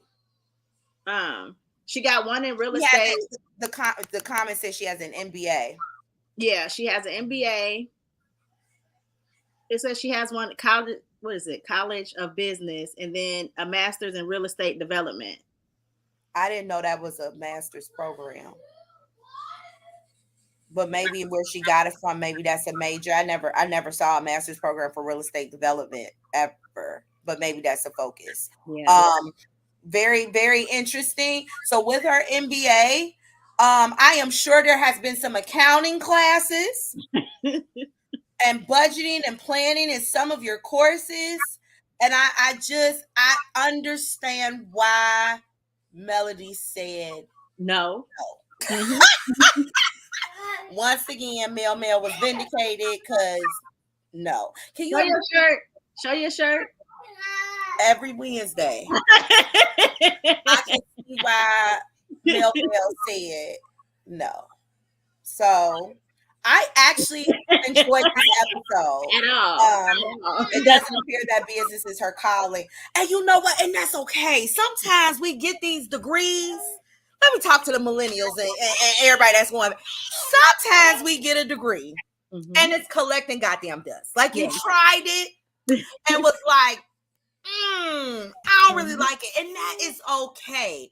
I don't know what it is with Letitia's business handling, but it just doesn't seem like she's either confident or knowledgeable in the field. Because when you go to school, this does not give you field knowledge. Right. It gives you the general background and pedagogy of whatever you're studying. But it doesn't necessarily mean it's going to equate when you get out in the field. Because that's a whole different ball game. It sounds like she may be knowledgeable, but she doesn't. What you said earlier, though, when you said that they what did you say? I'm sorry. And it happens. Sometimes you have this idea, right? And you're like, oh, I want to go be a nurse. And you went and you did an LPN program and you got in the field and you said, the way that the field works versus what I learned in school, this ain't matching. Yeah. But I had a different idea earlier when you said they don't have teams. Because I know somebody on her team could have got her some contracts, some vendor contracts, something. Just like for me, planning events in Cincinnati that aren't nowhere near on the scale of what I would think they would be able to prepare with a platform such as OWN Network, a TV show, right? I wouldn't think that their events would be like mine. I had enough teammates on my squad to get me contracts for vendors and wording and you know what I mean, like just helping me, you know what I mean, like list what needs to be done. Also an indication, and I listen, don't let the millimeter shirt fool you. I do critique Mel when needed. However, it does also kind of let me know that Tisha and Marceau may not be that girl and that boy in Huntsville because it seems as if y'all needed Mel to push it because y'all kept kind of talking about her influence and things like that in the community. And she would have got it together. She would have got it together. She would have had lists, this, because she's used to events. She does this. You know what I'm saying? So she knows that okay, she was saying certain things about money and where is it going and this, like, and Kimmy too, but that lets you know that really Kimmy wasn't really involved. Stormy probably wasn't really involved. It was probably seriously Marceau and Letitia. Because they keep saying the planning committee. What did they plan? Because they didn't even know about how many tables was coming. So what was their involvement? It was just, to me, it's probably gonna be a hot mess, and I'm here to see it. I'm here for it, and I think this is her. It feels like this is her first event that she's ever done. And when you do any first time event, your event usually 90% of the time is a hot ass mess. Yeah. You know what I mean? Because you just don't know what you don't know. I've done what you don't know.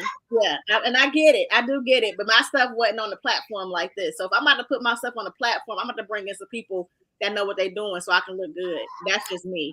You know what? Speaking of platforms, I heard Maurice and Kimmy went on Fox Soul. Girl, did they ever? So the aftermath, right? This past Friday, while we were live talking about If You Like It, I Love It, Maurice and Kimmy were over on Fox Soul trying to do some damage control from Maurice's interview that he had with Carlos King, right? Because y'all know that went viral. That went viral past Huntsville, like, fans and people that keep up with Huntsville. It was just a soundbite of a husband that knows his wife is going through chemo, fighting cancer, still wanting her to roll over and sacrifice to satisfy his needs because he don't want sex, he needs sex. You know what I'm saying? Sometimes he said bend over and take it or something. Like he said so much in this interview that soundbite went viral, be like beyond Huntsville. People didn't even know like the background of these people. They just saw a trifling husband that's making his cancer-ridden wife have sex with him. So they go on Fox Soul, TGIF with Funky Dineva, Claudia Jordan, and Al Reynolds, right? And it was a hot mess. Yeah. It was a hot mess. Okay. Funky Dineva. First of all, Funky Dineva do some shade in there with Kimmy where he said you took that lady's husband. And nobody why Kimmy ain't say nothing back? Why Maurice ain't defend his wife? Because he said that and they just moved on and skipped past it. If that is such an issue for you, Kimmy, why you ain't address that? Cause she ain't say nothing. She said, "Oh," and then they just let it go. Like he said, "Cause you took that lady's husband," and they kept it moving. So then they asked the question, Kimmy, how do you feel about this? And he talked about like the clickbait title about, you know, what they were saying as far as woman's husband, trifling husband, wants sex even though she's going through chemo or whatever. And Kimmy just really tries to defend it. You know, like she says that she's the one that brought it up on the show. It's not that it hurts her. Her libido is just not there, where in the beginning she's not wanting it, or at the end she's not getting it. But in the middle, it's fine. It feels okay. She said that she does agree that his wording was bad and it was terrible. And he said that he didn't defend her. He just totally just said this kind of stuff. She did say that she feels that sometimes the fans do too much, but she felt like this time they had it right. But it was a whole bunch of her trying to clean up Maurice. So Claudia kept asking Maurice, would you like to reword it? How do you feel now? Do you want to take it back? And he really wasn't trying to take it back. He said, it is what it is. I said what I said. I can't take it back now. But I guess, you know, I won't say that no more type of thing. What did you think about that interview? Because Claudia kept trying to give him a chance to clean it, and he really wasn't trying to. I felt that Maurice gave what he gives. So once again, I was not surprised. What was cringy was Kimmy sacrificing herself for him. What was cringy was Kimmy seems to think that loving you will get you to love me in the ways that I need to be loved.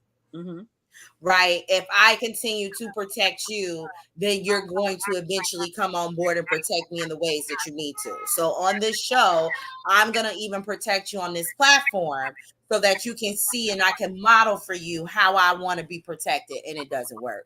What was cringy for me is Kimmy continuing to take bullets for him while she is healing from cancer, and for her to say to us that with her libido being off and you still continuing to have sex from a man that told you you weren't ready for a party, but you are physically ready for sex is troublesome. And seeing Kimmy in that light was very cringy to watch. Maurice and Marceau and the Scott brothers and Martell Holt do not surprise me anymore. But like these women who continue to allow themselves to be embarrassed on a national platform, I don't know how that's not even enough. You know what I mean? Like it's one thing to be cheated on, but only me, you, and God know. But if I got cheated on and my job know, they don't have to make on for me. If I took you back, but Facebook know, I can't. I would be too embarrassed to move forward. I wouldn't be able to handle that level of scrutiny in our relationship, and the fact that now you're making me look weak and insecure in taking you back, and like I don't know my self-worth, so I can't even play like that. Right. I have to take my L's in silence. Gotta work this out in silence. I'm with you. That is one thing that is big to me in any type of relationship is don't have me out here looking stupid. Period. Don't have me out here looking Period. crazy. I'm leaving on that. I'm going to bounce. Stand You 10 don't toes. get to make me look stupid. Period. I walk.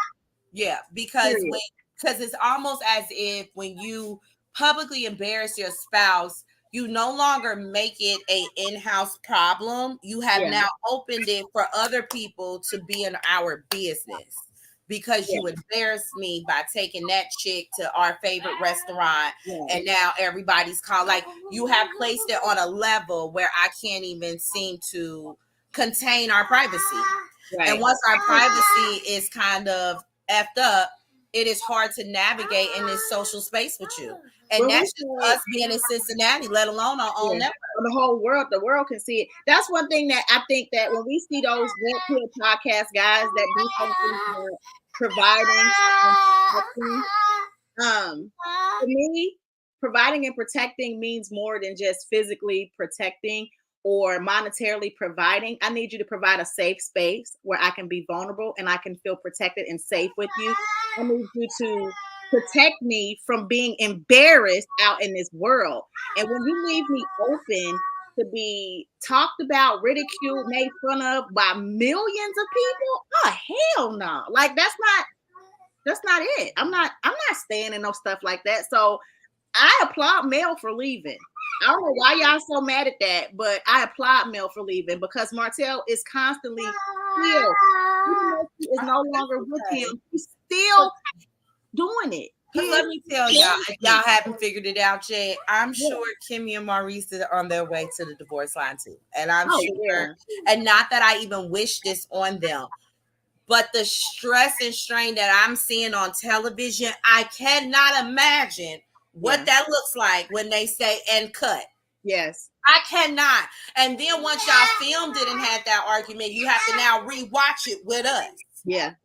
Mm-hmm. And so, they said this whole cancer shit months ago, but because you done did an interview on top of that, now we out here looking double the crazy. Mm-hmm. So I just can't imagine that type of additional pressure. Because sometimes y'all know sometimes y'all man can't speak. Right. Sometimes y'all man don't need to be talking to people. You love him, but everybody else ain't gonna understand. I think that was Martell and Mel. Like Mel knows Martell wasn't a speaker, like he couldn't talk, so that's why she did most of the talking. Because if you pay attention to when he does events and he tries to do speeches and toasts, woo-wee! That stuttering, can't read a cue card, a teleprompter, nothing at all. And like so that's all the men on the show.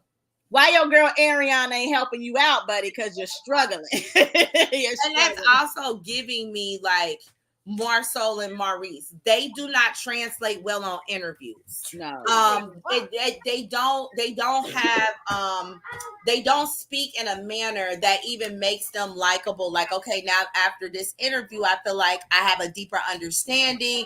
After the interviews, you hate them probably even more than when you saw them on television. And they don't have a marketing strategy, which really bothers me with the Scotts, both sides of them. Like when I see Mel in every other scene, she got on a 7th Avenue t-shirt. Mm-hmm. Oh, you know what I'm saying? She finds a way to put her branding in there. And I love it. And the way that Marsol has been with Carlos King, and I ain't see them little baby shampoo bottles. Right. In the back, right, for your product placement, it's like what, or your real estate development company or something going on that would make people look at it, or what you working on. Is weird to me, and I honestly still to this day don't know what Maurice is like. Tommy for me on Martin. You ain't got no job. You ain't got no job. I know Maurice has a law degree, but again, I don't know sincerely what Maurice does for a living. Is he a lawyer? I didn't think he, like, actually, I know he got a law degree, but I thought it was correct. Really, but is he a practicing lawyer? Yeah, that's the pass the bar.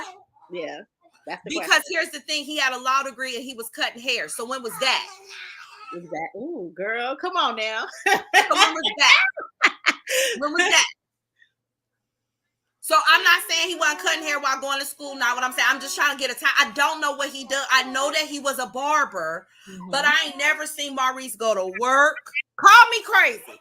I ain't seen Maurice go to work. I ain't seen. I don't know what Maurice does for an actual living. We actually have seen the other guys doing some type of work. We haven't seen Maurice do nothing. You haven't seen it. And I don't even, and this is how deep what type of lawyer is he? Right. Is he a tax lawyer, a criminal lawyer? I feel like is there like a real estate? Is there like a real estate attorney? I felt like he was gonna be in that realm. I might be wrong, but I felt like he was gonna be in that. All I know is him and Kimmy went to the barbershop to drop off Jayla, and they went to go look at houses. So I don't understand Maurice. I know that Kimmy worked at a hospital, and she has a title company to help them close houses, and she has a real estate license. Yeah. I don't understand what Maurice does. Yes. But he can't spend time with Monster because I don't know what he does for a living. Right. He has no booking info in his Instagram bio. So I don't know all of the things that he does. I don't see a website to sign up to be a client. Yeah. You get what I mean? Like I don't think Maurice works. He is a reality star. I don't know if Maurice works because I also like to think that because he's on television and being a lawyer, I don't know what type of lawyer. Does he have a private firm or whatever? Right. I don't know if that would be kind of a conflict of interest with that company with being on TV. You know, you might steer people away from coming to this company because of the TV show that you're on and people don't like who you are. Right. It could be costing me business. I don't know anything about Maurice's 9 to goddamn 5. Well, so he's kind of a Tommy for me. We just know he works in that big back building across the street. And that was it. Right. Listen, it's Maurice and then it's Martell. Because Martell, I don't know what his job is either. We ain't seen no wine bottle since last year. I ain't seen no wine. I ain't seen nobody buy no wine. He's trying to make suits now, right? Suits and ties. He's been in a magazine, but again, like what he gets up to do every day. You get what I'm saying? Like I don't know what he does. Stalk his ex-wife. That's what he does. Because we seen what Mel goes to work. Oh, we do. She works live doing packages. Yeah, she's working. Who is even his wine distributor? Like I don't know anything about Martell's job. I've never seen it. It's funny because it just shows how much Mel carried him. It just shows how much she carried him because she's doing just fine. But that's Love and Marriage Huntsville, y'all. That's it. What do you rate the show? I actually very much enjoyed the show. I thought it transitioned really well from the Stormy scene, the Courtney, and all of that. I would give this episode a strong B+. I enjoyed the show for sure. I thought it had a lot of dynamics to it. Yeah. It entertained me. It gave me something to talk about. I definitely, you know what I mean? Like, I don't necessarily agree with some of the stuff, but it brought me passion. Like, going out. Like it was a lot of entertaining from the opening scene, finishing up with Kimmy and Kiowa. This was a nice content-wise episode. It gave you notice no Kiki, no Tiffany. So, and it was fine. Well, but is Tiffany and Lou friends of the? Okay. So, like, it's Tiffany and Lou. Are they friends of the show or regular cast? It's regular cast, or are they friends of a couple friends to the show? I thought that Tiffany and Lou were regular, and Courtney and Stormy were friends, and Kiki was friends, but I don't know. Friends of the show get backgrounds? Like they get their own little scenes. They start. I mean, they gave Kiki one. She ain't nobody. Well, but we haven't seen any personal life of Kiki. Right. Follow Kiki. Okay. Yeah, we didn't see the other two couples. I forgot about Lou and Tiffany once again. I forgot about them. It was like last season when they disappeared. I think Tiffany, they do that though, don't they? They get like the first half, then they be gone. I think Tiffany did her stuff early, and then she checked out because she was like, almost like they work part-time. Yeah, they do. It seems like it. But they got real jobs too. So that might have something to do with it. Tiffany, another one I never seen went to work. We see her at an office. I don't know what she do. She worked for the business chamber or something. We seen her in the office. Well, I thought she got fired from that because that's what Stormy asked her, and they got into it about how she got fired. Oh yeah, that's true. Then I don't know. So she's another. I don't know what she does. That's right. For a living. I think she works for some type of research company. I don't know what Tiffany does for a living. We know Lou work. Lou got that building, that little sports, and he a coach. We do know he works. We know what he does. I don't know what Tiffany does for a living either. Okay. All right, y'all. Well, that's it. Me and Karma are about to go. Thank you so much for watching this. Be sure to like the video and make sure you actually share it with people so we can get this chat room popping. We are coming back Friday at 7 p.m. Eastern Standard Time. Hopefully. I'm going to talk to Karma about that. For If You Like It, I Love It, Hot Topics. And even if we don't come live, we'll have a show. Yeah, it'll be pre-recorded and it'll drop live. And if she's not available, I'll be in the chat with y'all.